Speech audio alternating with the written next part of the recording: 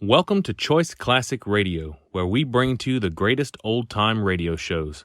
Like us on Facebook, subscribe to us on YouTube, and thank you for donating at choiceclassicradio.com.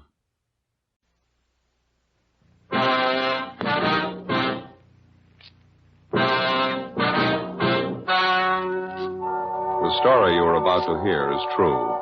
The names have been changed to protect the innocent. Fatima Cigarettes, best of all king-size cigarettes, brings you Dragnet on both radio and television.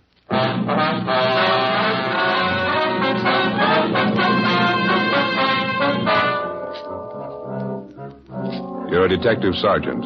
You're assigned a homicide detail. You receive a complaint about the owner of an apartment building. He signs leases for the apartments, then he threatens to kill the tenants if they move in. Your job? Investigate. Comparison proves Fatima quality. Yes, comparison proves Fatima quality. Compare Fatima with any other king-size cigarette. 1. Fatima's length filters the smoke 85 millimeters for your protection. 2. Fatima's length cools the smoke for your protection. 3. Fatima's length gives you those extra puffs.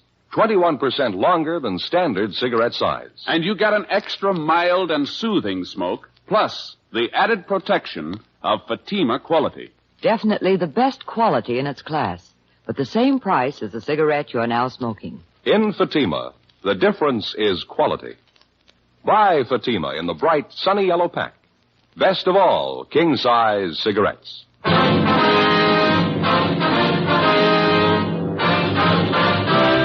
Dragnet, the documented drama of an actual crime.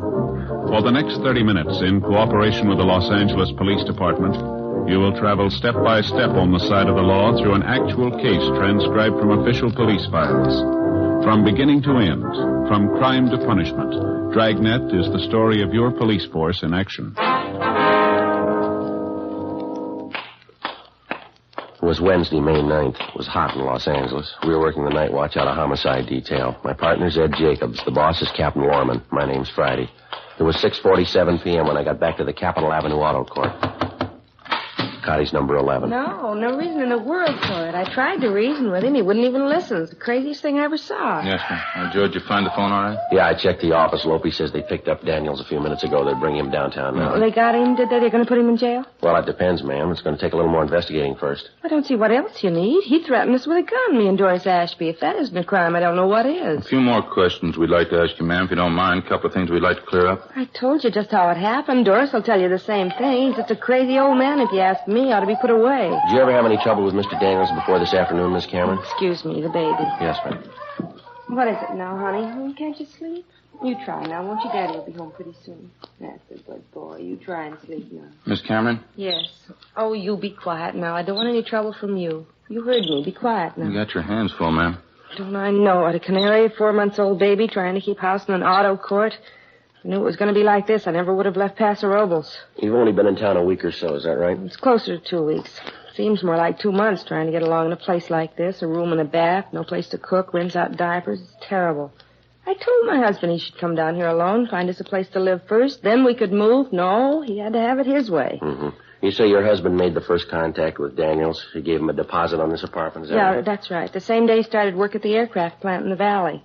We've been living in Paso Robles since we got married. A month ago, Pete, that's my husband, he got a lead on this aircraft job down here.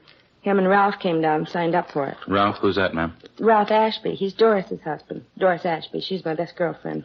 We were neighbors up in Paso Robles. Oh, I see. They're not doing much better than we are right now. They're staying in another court up the street. Same thing, room and a bath. Doris is expecting, too, poor kid. Did you hear me? You be quiet now. You want to wake up the baby? About the arrangements your husband made with Daniels to lease this apartment, Miss Cameron. When was all this? A week ago Monday, the day after I moved down here. My husband and Ralph Ashby saw the rental ad in the paper, and they went over and talked to Daniels. He said, all right. He had an apartment for the Ashbys and one for us. Nice places, too. I see. Ralph and my husband signed the leases, gave him the first and last month's rent in advance. It was all decided. Well, how is it you couldn't move in right away, Miss Cameron? He said he was having the apartment house redecorated. Daniels did, I mean. He told Ralph and my husband the apartments would probably be ready for us on the 8th. That was yesterday. He said the 9th for sure, and that's today. And you tried to move in this afternoon, and Daniels refused to let you in. Is that it? I had the movers get all our things out of storage and move them out to the apartment. So did my girlfriend, Doris. The movers were just starting to get our furniture out of the van and move it into the apartment when Mr. Daniels showed up. He acted like a crazy man. Would he give you any reasons why he couldn't move in? He tried to give us a lot of reasons. None of them made any sense. You could ask Doris. She'll tell you. She was there with me.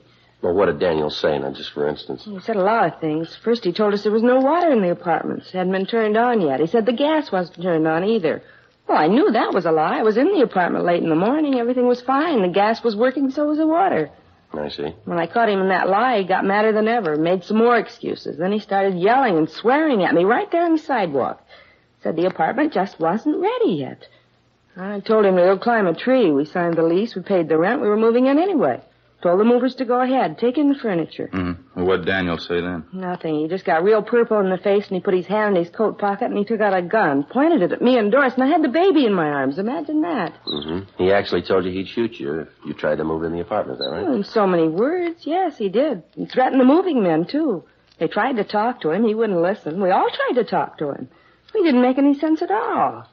I wasn't going to take any chances with the baby in my arms. Doris and I got in the car and drove away. So did the movers. They left with us.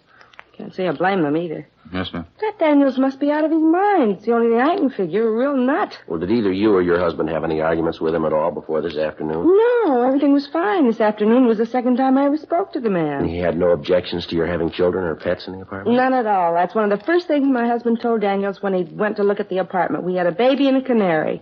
Daniels said it was all right with him. He didn't object at all. I understand there's 6 apartments in the building, Miss Cameron, that right? Yes, that's right. They're all vacant as far as I know. Daniels just bought the building a month ago. That's what he told my husband, anyway. He had the place redecorated, and the work was all done. The apartments are just sitting there. That's why I can't understand it. Why won't he let us move in? Yes, ma'am. We paid our money, signed the lease. If he gave us any kind of a good reason why we shouldn't move in, I could understand it. But to keep us out for no reason at all, to stand out there on the sidewalk and threaten to shoot us if we move in, me with a baby in my arms, I don't know. He must be crazy. You say you were in the apartment this morning, Miss Cameron. Did you notice anything unusual about the place, anything out of the ordinary? No, nothing. And you say Daniels couldn't give any reason at all why you shouldn't move in? Just one. It convinced me. Yeah. That gun. Before we left Mrs. Cameron, we took her crime report and had her sign it, and then we drove back downtown to the squad room where Gene Bechtel and Lloyd Bond were waiting with the suspect, Edward Daniels. They'd already checked him through R&I. He had no previous criminal record. They gave us a .22 caliber H&R revolver along with 6 shells which had been found on the suspect at the time of his arrest. The gun had been loaded. Pawn shop records showed that the weapon had been purchased by the suspect and had been registered in his name. We had stenographer Eleanor Eastlack type up the crime report, and Ed and I took Daniels down the hall to the interrogation room. He was a small, thin man, blue eyes, gray hair.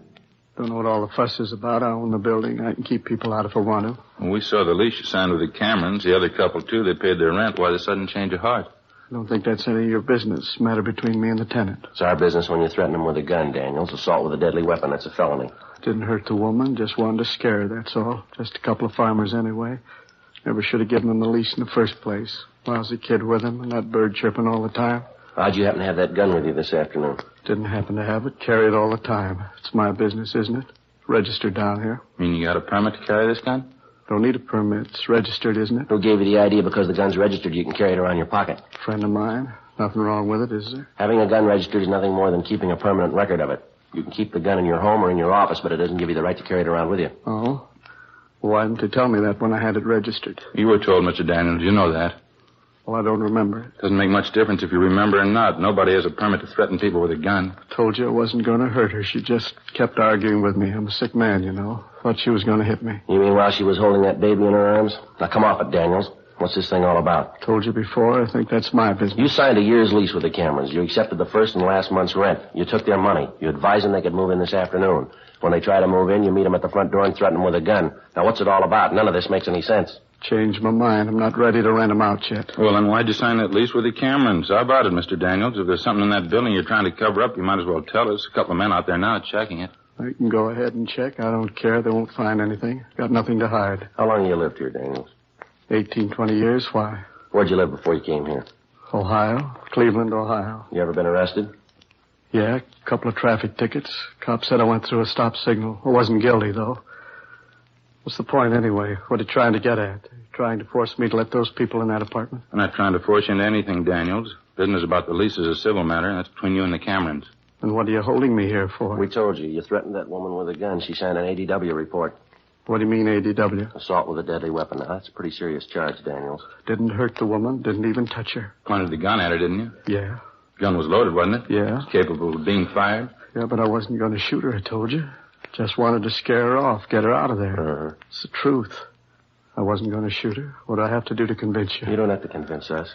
What do you mean? Who do I have to convince? You got your choice, a judge or a jury. Ed and I took the suspect, Edward Daniels, down to the main jail where we booked him in on suspicion of 467 PC ADW. Before he was locked up, Daniels asked us if we would take the keys to his car and the keys to his apartment house to an Oliver Randall, an employee of his who acted as a janitor and general handyman at 2 other apartment houses Daniels owned. We told him we would. After we left the main jail, we checked with the office, and then we drove out to the location of the apartment house to interview the neighbors and deliver the keys to Daniels' handyman, Oliver Randall. Other than telling us that they considered Mr. Daniels a little eccentric, the neighbors were unable to give us any additional information that might help us in the prosecution. After we finished talking to the neighbors, we went across the street to the apartment house. There were lights burning in the upper rear apartment. We tried the bell, but there was no answer. From the set of keys Daniels had given us, we found the one that fit the door and let ourselves in. We heard somebody moving around on the floor above us. We went up and found a man there who identified himself as Oliver Randall. He appeared nervous and upset. There were papers and rags scattered over the floor of the room.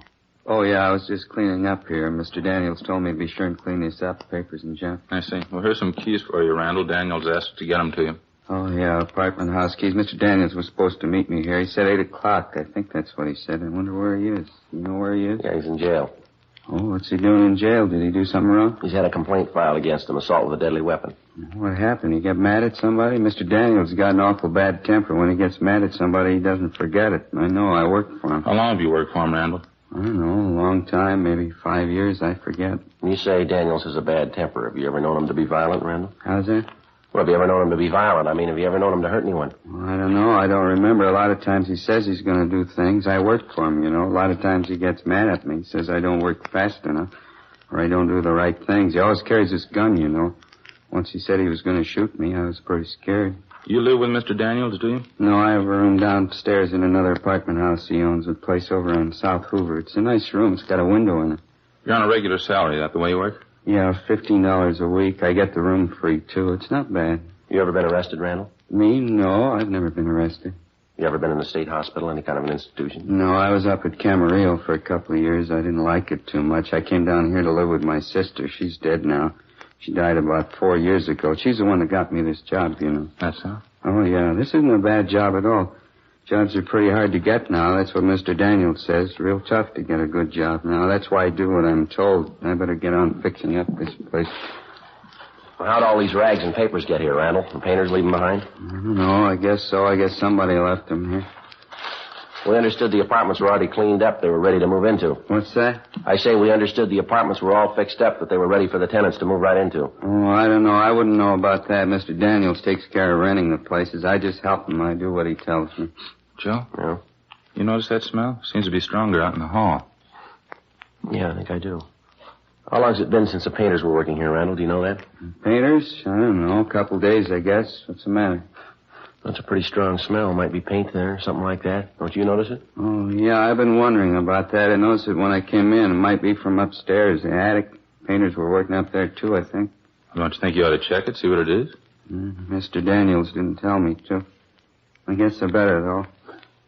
Smells pretty strong. I guess I better see what it is. Well, how do you get to the attic from here? Down the end of the hall, there's a stairway there. It goes right up in the attic. I'll show you. All right, fine. Yeah, Smells like gasoline or something. All the apartments are vacant, is that right? No one living in the building at all? Yeah, that's right. We go up the stairs here. Mr. Daniels had the whole place worked over. Nobody here at all right now. I guess he'll be moving in pretty soon. Going to be a lot of work. Got the other 2 apartment houses to take care of, and there's going to be this place. It's going to be a lot of work. Daniels hire anyone else besides yourself to help out with the work, I mean? No, I don't think so. Just me. I keep pretty busy. Here's the attic. Yeah, this must be See where it's coming from. Yeah, it's strong enough to knock you over in it. The light switch is over here. Just a minute. Yeah, it's sure a mess. Papers, boxes, pile of old rags. That 5-gallon can there on the floor.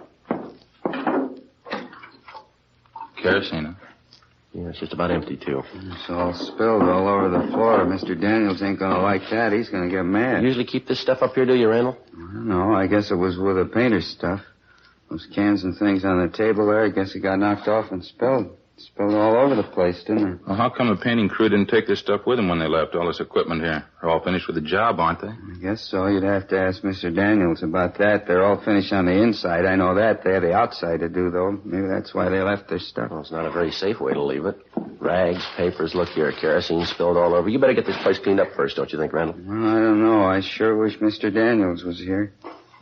You won't let him know, will you? What do you mean, let him know what? Don't tell him I'll let you see the attic, huh? 9:35 p.m. Ed and I left the handyman, Oliver Randall, at his apartment house, went outside and got in the car. Neither one of us could find any explanation for it, but we both had a hunch there was something wrong with the setup.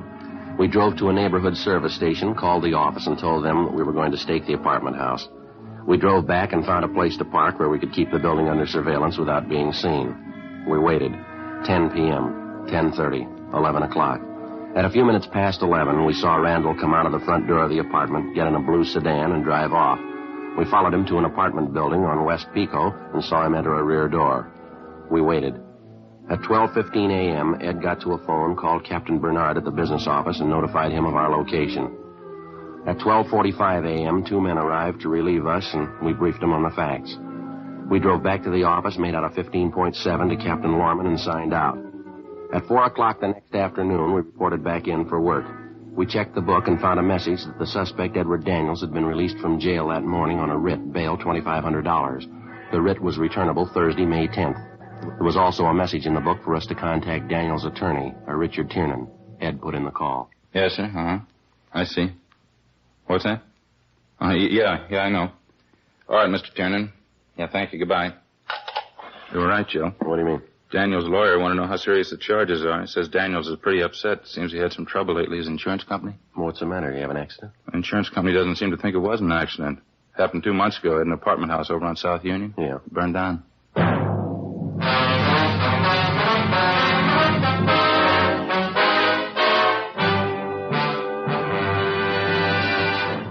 You are listening to Dragnet.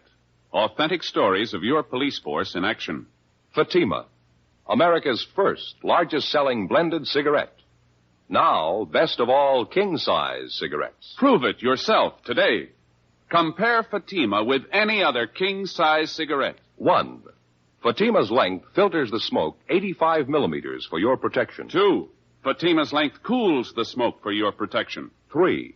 Fatima's length gives you those extra puffs, 21% longer than standard cigarette size. And in Fatima, you get an extra mild and soothing smoke, plus the added protection of Fatima quality. To show our confidence in Fatima, we make this money-back guarantee to every king-size cigarette smoker. Buy a pack of Fatimas. Enjoy Fatima quality, extra mildness, and superbly blended tobaccos. If you're not convinced Fatima is better than the king-size cigarette you're now smoking, just return the pack and the unsmoked Fatimas before August 1st, 1952, and we'll give you your money back plus postage.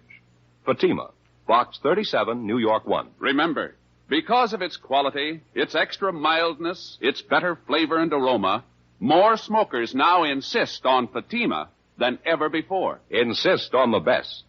Fatima, extra mild and soothing, plus the added protection of Fatima quality. Smoke Fatima. Best of all, king-size cigarettes.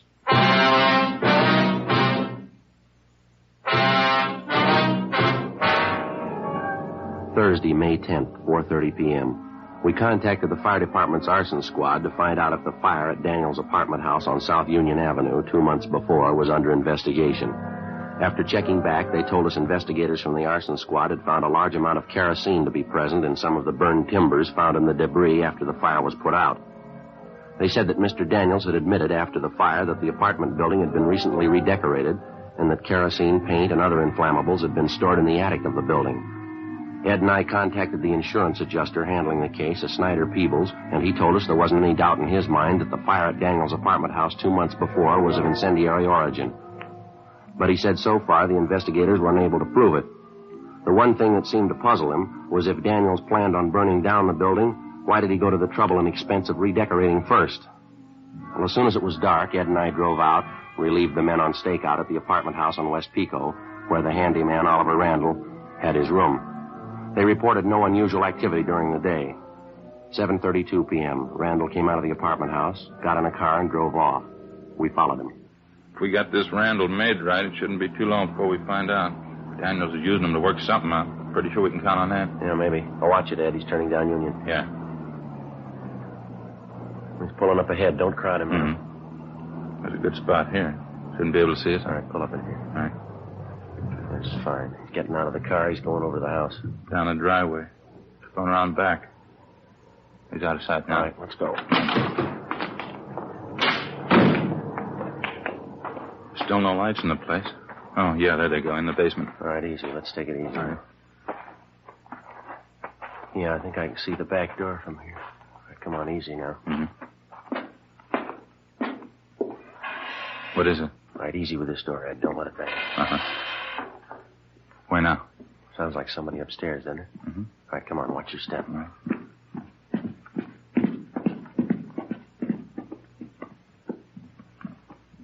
Come on, next floor up. Yeah.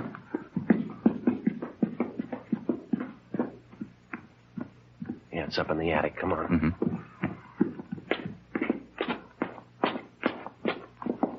All right, come on. Uh-huh. Through this door. Back in the corner, Ed. I see him.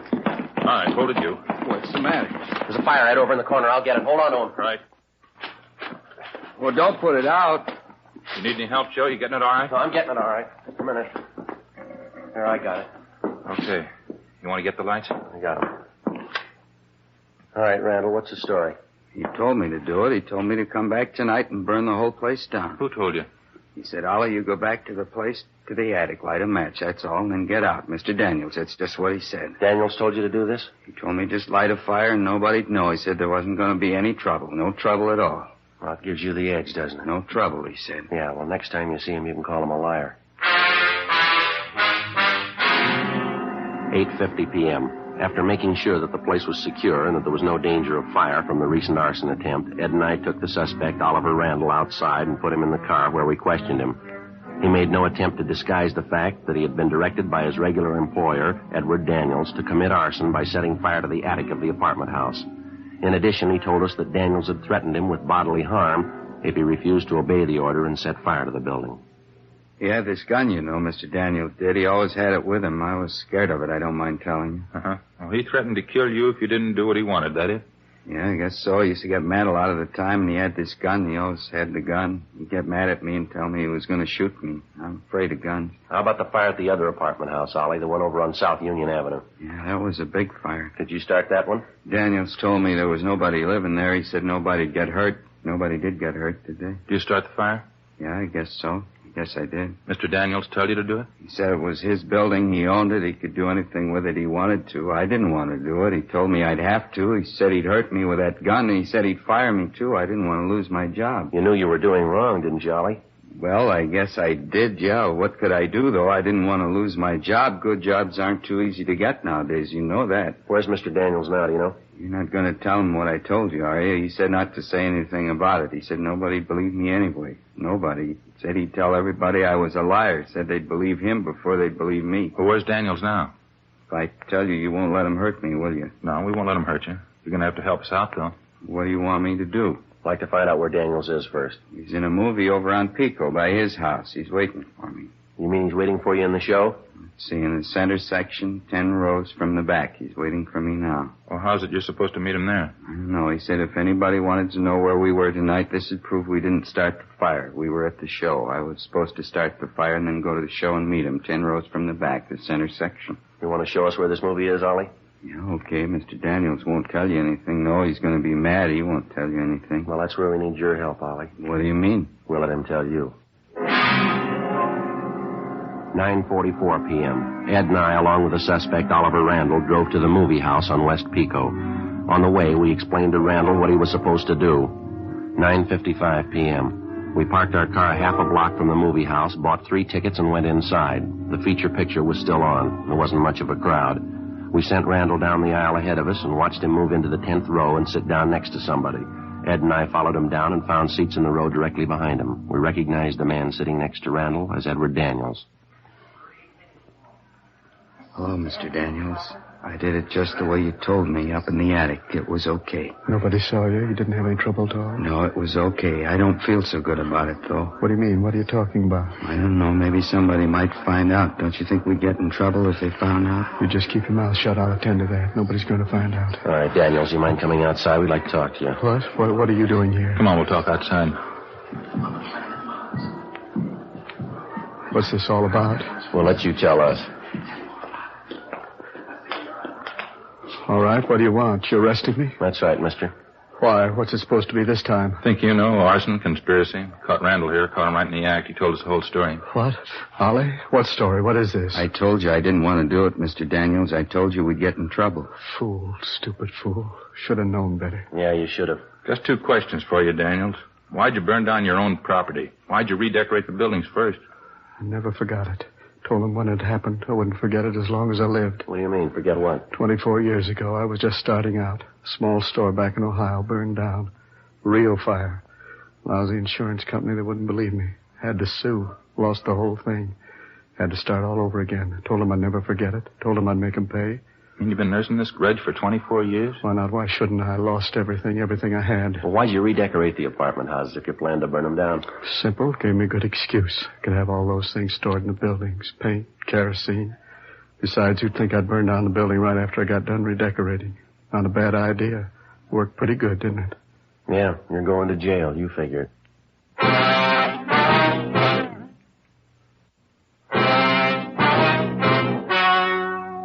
The story you have just heard was true.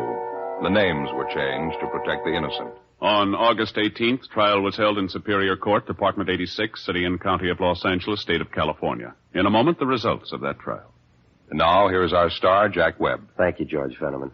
Friends, comparisons are often very helpful in modern police work. Now, for instance, a suspect may be identified by comparing his M.O., or method of operation, with the known facts of a case. Comparisons are important to you in choosing your king-size cigarette. Compare Fatima for quality. You'll find Fatima's length filters the smoke 85 millimeters for your protection. Cools the smoke for your protection. Fatima's length gives you those extra puffs, 21% longer than standard cigarette size. And you get an extra mild and soothing smoke, plus the added protection of Fatima quality. Buy Fatima. I'm convinced that you'll agree Fatima is the best of all king-size cigarettes.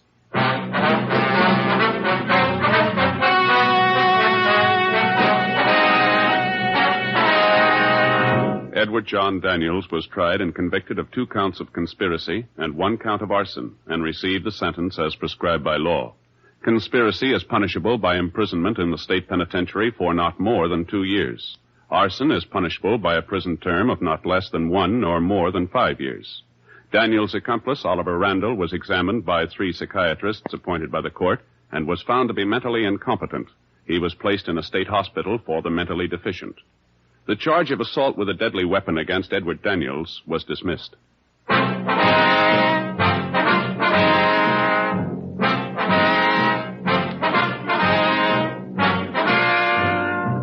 You have just heard Dragnet, a series of authentic cases from official files.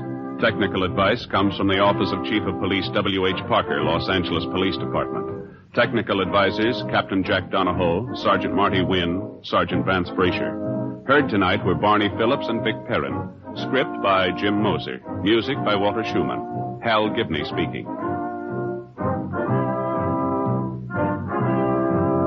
Fatima Cigarettes, best of all king-size cigarettes, has brought you Dragnet, transcribed from Los Angeles.